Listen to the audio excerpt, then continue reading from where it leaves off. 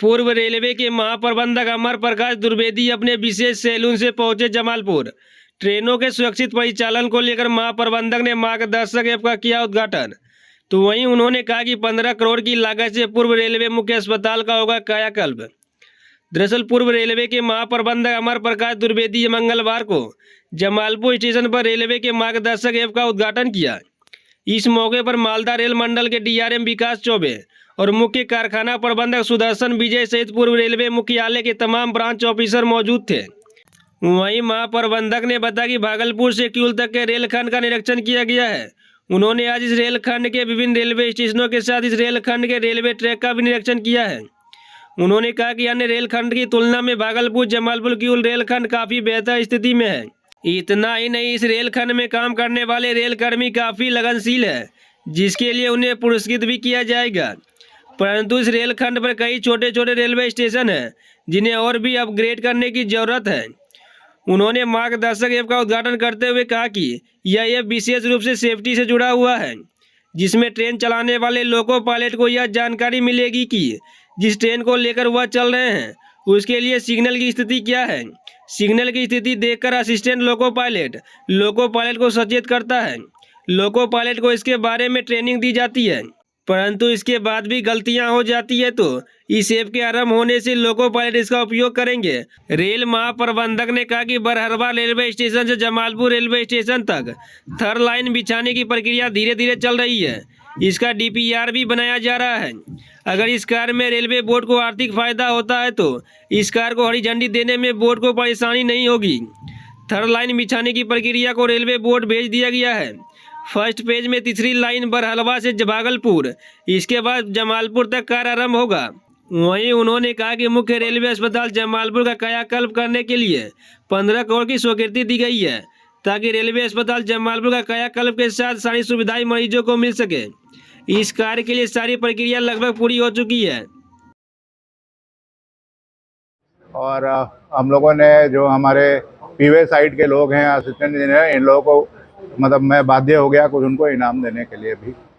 However जो station के maintenance का जो आइटम है उसमें कुछ कमियां हैं, बिकॉज ये छोटे छोटे स्टेशन है तो उनका और इम्प्रूवमेंट करने के लिए उनको हम लोगों ने एडवाइस किया है कि क्या क्या काम करना है, तो कुछ स्टेशन इंस्पेक्ट करके। मार्गदर्शक ऐप से रेल को क्या फायदा है? मार्गदर्शक ऐप तो मतलब इट इज़ अ सेफ्टी का रिक्वायरमेंट है, तो वो सेफ्टी के लिए ये जो किया जा रहा है, हमारे जो ड्राइवर्स हैं और जो हमारे एएलपी हैं, इन लोगों को पता रहना चाहिए कि क्या रूट है इनका, सिग्नल कहाँ पर है। और बहुत बार क्या होता है, एक स्पैड करके टर्म होता है हम लोग के रेलवे में, SPAD is signal passing at danger. तो ह्यूमन एरर होता है अक्सर। स्पैड को अवॉइड करने के लिए ड्राइवर को पता रहना चाहिए कि सिग्नल कहाँ पर है, और सिग्नल को देख करके उसकी प्रोसीजर्स हैं जो रिपीट करता है असिस्टेंट लोको पायलट, उसको अनाउंस करता है, कई बार अनाउंस करता है, सो दैट कि कहीं कोई मिस्टेक नहीं हो। ऐसा नहीं कि हम लाल सिग्नल को पार कर दें। तो इसके लिए इन लोगों को ट्रेनिंग कंटिन्यूसली दिया जाता था, तो फिर भी कुछ ना कुछ इंसिडेंट इंडियन रेलवे में कहीं ना कहीं होता रहता है जहां ड्राइवर सिग्नल पास कर जाते हैं। तो हम लोग उस कमी को पूरा करने के लिए या कमी को ठीक करने के लिए ये एक बनाया गया है प्रोग्राम। और इसमें अब वो जो ड्राइवर्स और एएलपी और ड्राइवर ये लोग अपना प्रैक्टिस करेंगे और उनको सारे सिग्नल, अच्छा हर ड्राइवर को एक रूट लर्निंग होता है। रूट लर्निंग का मतलब है कि वो उस रास्ते पे ट्रेन चलाने का उसको सब पता है। उसको ये पता है कि कौन सा सिग्नल कहाँ पर है, अगला सिग्नल कितने देर बाद आएगा, कौन सा सिग्नल का क्या नाम है, तो ये सारा चीज़ उसको पता होना चाहिए। तो जब ये टेस्ट वो लेता है, देखता है अपने रूट का, तो उसको अगर कोई कहीं पे मिस कर जाता है उस सिग्नल को या सिग्नल पहचानने में देर करता है, तो ये सारी चीज़ें उसके जो इंस्पेक्टर है उसको भी पता चल जाएगी और उसे भी पता चल जाएगा। वो अपने घर पे भी अभी वो प्रैक्टिस कर सकता है, बिकॉज हमारे यहाँ सिग्नल पासिंग एट डेंजर पे ड्राइवर्स की नौकरी चली जाती है। उनके लिए भी ऐसा नहीं है कि वो जानबूझ के करते हैं, बट आपको ऐसा होना चाहिए कि आप गलती से भी गलती ना करें। ये उसी के लिए ट्रेनिंग दिया जा रहा है कि गलती से भी गलती ना करें। तो उसको लोगों के यहाँ जो इंचार्ज हैं, उनके जो एलआई हैं, लोको इंस्पेक्टर हैं, वो इन लोगों को बीच बीच में ट्रेन कराएंगे, और उनके पास भी अब वो ऐप डाउनलोड करके घर में भी कर सकते हैं। एंटरटेनमेंट के लिए अपने बच्चों को भी दिखा सकते हैं और उनसे भी करा सकते हैं कि देखो हम कैसे किए। तो मतलब एक जनरल उनके पास एक टूल आ गया जिससे वो सेल्फ इम्प्रूवमेंट कर सकते हैं। सर, ये कारखाना में नहीं, फ्रेट कॉरिडोर नहीं, तीसरे लाइन का चल रहा है। तीसरे लाइन का FLS है, बरहड़वा से भागलपुर, भागलपुर से जमालपुर, अलग अलग है।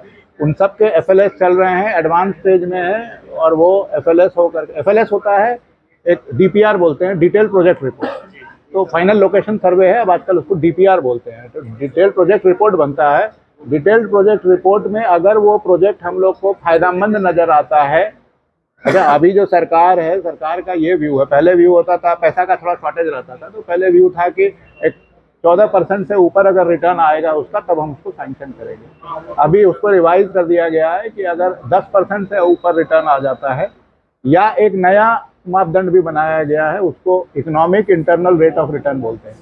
अभी जो है वो financial internal rate of return है, जो कि 10%, पहले 14 से अब 10 कर दिया है। और एक economic internal rate of return लिया। इकोनॉमिक रिटर्न में जो फाइनेंशियल रिटर्न है, उसके अलावा कुछ और चीज़ों का हम लोग वेटेज लेते हैं फ़ायदा में। जैसे कि पोल्यूशन कम होगा, लोग अगर गाड़ी से जाएंगे तो उनका जो टाइम लगेगा, लोगों का मैन आवर सेव होगा।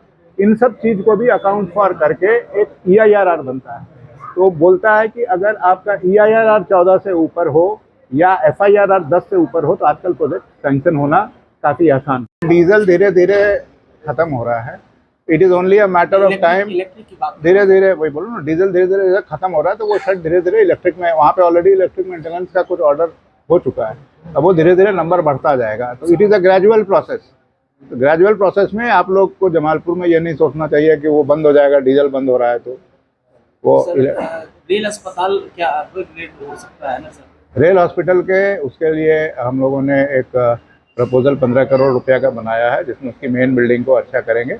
और वो प्रपोजल रेलवे बोर्ड में है। मैं बहुत एक्टिवली परस्यू कर रहा हूँ, and I am very confident कि वो सैंक्शन में करवा लूँगा। देर से जमालपुर और होगी तो कब तक इसकी परिकल्पना है सर? और कब इस FLS में अभी जो कोई भी FLS सैंक्शन होने के लिए रेट ऑफ रिटर्न अच्छा आना चाहिए। तो अभी जो रेट ऑफ रिटर्न आया है उसका बहुत अच्छा नहीं आया है, तो पर बोर्ड को, रेलवे बोर्ड को फिर भी हमने भेजा है। तो रेलवे बोर्ड अब उस पर आगे क्या कार्यवाही करता है। दूसरा पुल भी बनेगा क्या सर? वो जब अगर होगा, तो अगर वो सैंक्शन हुआ, कोई भी रेट ऑफ रिटर्न का मतलब है कि कोई भी प्रोजेक्ट में हम पैसा लगाते हैं तो हमको पैसा आना चाहिए वापस। तो वो चीज़ के लिए एक रेट ऑफ रिटर्न बनता है। रेट ऑफ रिटर्न एक पर्टिकुलर लेवल के ऊपर होता है तो श्रीमान एक सर कि आप 6 महीना के बाद यहाँ आए हैं, अगली मतलब जो हम लोग की प्रेस कॉन्फ्रेंस हुई थी, उसका कुछ प्रगति रिपोर्ट हम लोग को कोई भी विचार बता दिया जाए तो अच्छा होगा। नहीं, आप लोग का एक बहुत जोरदार डिमांड था कि राजधानी एक दिन इधर से चलनी चाहिए, अगर तल्ला वाली। वो अप्रूव हो गया, वो अप्रूव हो गया। अब उसकी टिकट बीच में 4 महीना करना पड़ता है, देना पड़ता है, सो दैट कि, क्योंकि जो टिकट पहले से बुक कर लिया है वो इस रूट का कैसे करेगा। तो वो चालू हो गया है। वो अच्छी बात है सर, लेकिन और भी एक दो को जैसे हम लोग प्रेस वाले कुछ समय पर हम लोग को कुछ नहीं हो पाता है। नहीं, वो तो आपने बोला था कि CPRO के यहाँ से आप बताइए। आपके यहाँ से जो PRO के जो भी है वो समाचार आती है, रात में हम लोग समाचार भेज देते हैं, वो हम लोग को भ्रम और फैला रहा है सर, हम लोग डिस्टर्ब हो जाते हैं। इस पर आप विचार किया? नहीं, तो आप लोग को क्या